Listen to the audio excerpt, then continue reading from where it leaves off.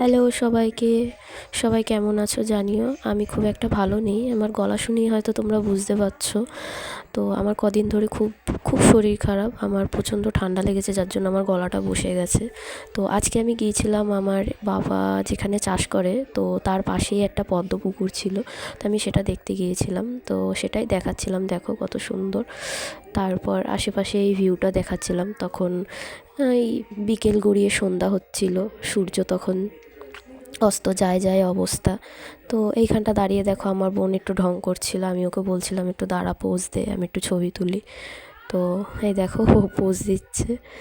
তো তারপরে দেখাচ্ছি, দেখো এই যে হচ্ছে পদ্ম পুকুরটা, খুব সুন্দর লাগছিল। এখন অবশ্য ছিল না পদ্মগুলো, সব তুলে নিয়ে গেছে, দুই একটা ছিল। তো তারপরে এই যে আমি আর আমার বোন একটুখানি ভিডিও করছিলাম, ওই যে পিছনে আমার ভাই রয়েছে, ভাইকে দেখাচ্ছিলাম।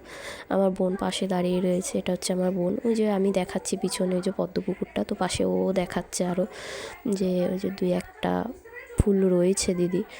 তারপর এই একটু চারিদিকটা ঘুরিয়ে একটু তোমাদের দেখাচ্ছি, দেখো তখন কি সুন্দর লাগছে। আসলে আমাদের গ্রামের মানুষের কাছে এই যে এই পরিবেশটা আমাদের খুবই প্রিয়। তো এই যে সূর্য অস্ত যাচ্ছে, খুব সুন্দর লাগছিল দেখতে। আমি ব্লগটা এখানেই শেষ করছি, সবাই ভালো থেকো, সবার কেমন লাগলো অবশ্যই লাইক কমেন্ট করে জানিও। টাটা।